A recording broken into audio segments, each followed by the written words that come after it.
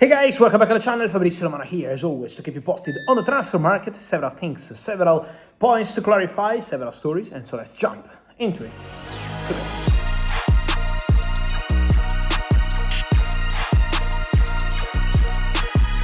Here we go, guys, always to keep you updated on this weekend as well. Then we are entering into international break and there's going to be plenty of stories, so stay connected on the channel because I will have plenty of things to tell you over the international break. But let me start with Chelsea. It's a difficult moment for Chelsea, four consecutive defeats, first time since 1993.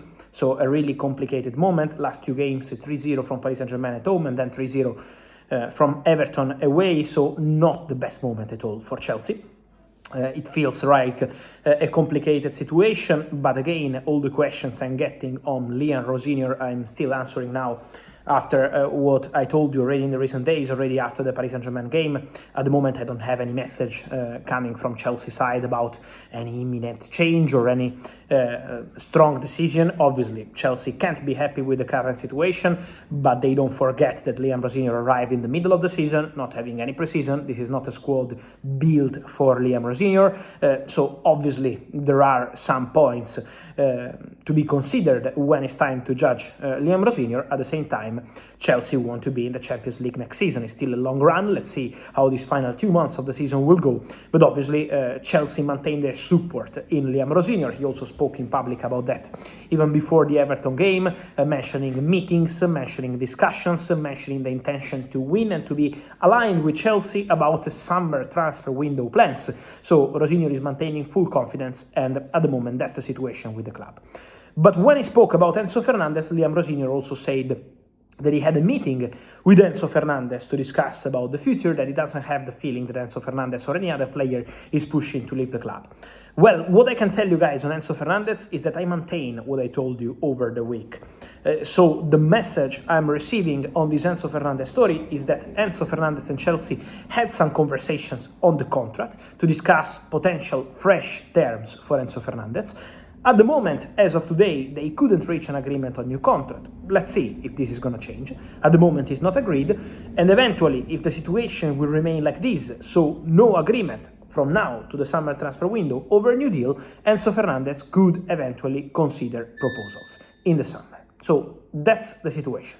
Then, on the other side, don't forget that Enzo Fernández is under contract till 2032.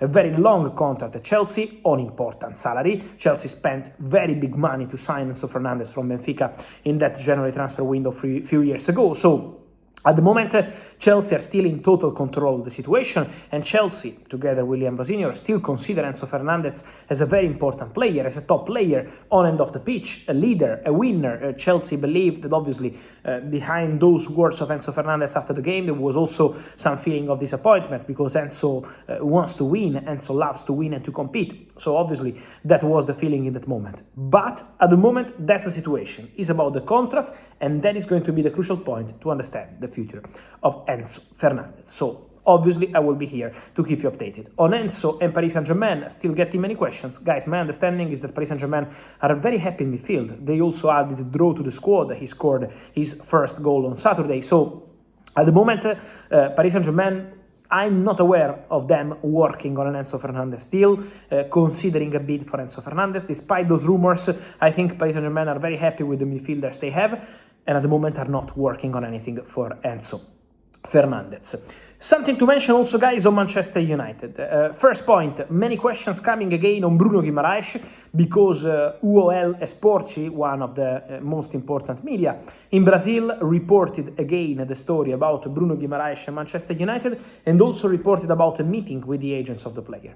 What I can confirm is that yes, a meeting took place in the recent weeks. It's not yesterday or today or tomorrow, but it already took place a few weeks ago between the agents of Bruno Guimarães and Manchester United. It's true, the information from Brazil. A meeting took place, and Manchester United maintain a very good relationship with the agency. Bruno is represented by one of the biggest agents in the world, so it's normal to have meetings with top agents for top clubs. That's absolutely normal. Then, from that to meeting and reaching an agreement on personal terms, meeting and go to sign the player in the summer. There is still a long way to go. Bruno Guimarães, as I told you in a video this week, is appreciated by Man United. Yes, but also Tonali is appreciated. Other players are in the list. Elliot Anderson, who is also a topic at Manchester City. So there are many things to clarify before Man United decide to say, okay, this is the midfielder we want to get. As soon as Man United will decide, I will be here to tell you. But at the moment, the situation with Bruno Guimarães remains about meeting, yes, interest, yes, but for Newcastle, he's a crucial player. Tonali, Bruno Guimarães, Newcastle will not make life easy for all the clubs interested, especially for two top players in the same position. So that's the situation at the moment. On André Onana and the rumors we had in the recent months about André Onana, who is now on loan at Trabzonspor, it's over with Manchester United. The rumors on Onana staying and trying to compete for the first goalkeeper spot. Rumors on Onana going back to Inter Milan as a possibility in the summer. Inter are working on Vicario from Tottenham as goalkeeper, not on Onana comeback. And also between Onana and Man United, the intention in the summer is to find a different solution. Is to find a different club. Eventually, we will see what happens with Trabzonspor, if they can keep him or not, we will see, or other clubs in Europe, but the intention is to find a solution for André Onana. Not for André Onana to return and compete for the first goalkeeper spot. So that's the situation at the moment with André Onana. Man United will try to make profit money from the different players. We said about Højlund, we said about Rashford, we said about, we know the situation about Sancho with the contract, and now also about André Onana. Then, just to finish guys, something on Robert Lewandowski. Many rumors in the recent days about Robert Lewandowski eventually staying at Barcelona for one more season. What's the reality? The agent of Robert Lewandowski is the same agent of Hansi Flick, Pini Zahavi, one of the biggest agents in the world. And the relationship with Juan Laporta, Barca president, is excellent.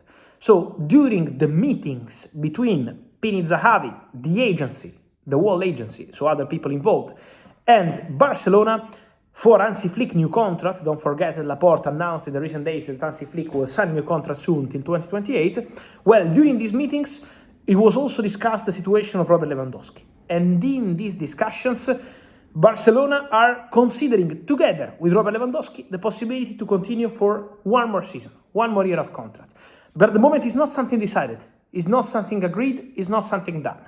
What Lewandowski and his camp are doing is to consider several possibilities. So, staying at Barcelona for one more season, yes or not? Staying in Europe with European clubs interested. Going to Saudi with Saudi clubs interested in Lewandowski since 3 years ago. And then don't forget also MLS, because Robert Lewandowski has approaches also from the MLS. So, all these options on the table. Then will be on Lewandowski to decide what he wants to do. Stay at Barca, stay in Europe, go to Saudi, go to the MLS. So, it's on Lewandowski to decide what he wants to do next. His agents are just working to offer him all the best possibilities on the table. Then Lewandowski will decide. And about this, there is also this Barcelona possible. And so guys, let me hear your thoughts on all these stories from Rosenior to Enzo, Lewandowski, Onana, Bruno Guimarães and all the rest. Here in comments, like this video, turn on the notification bell, subscribe to the channel, and see you soon. Ciao.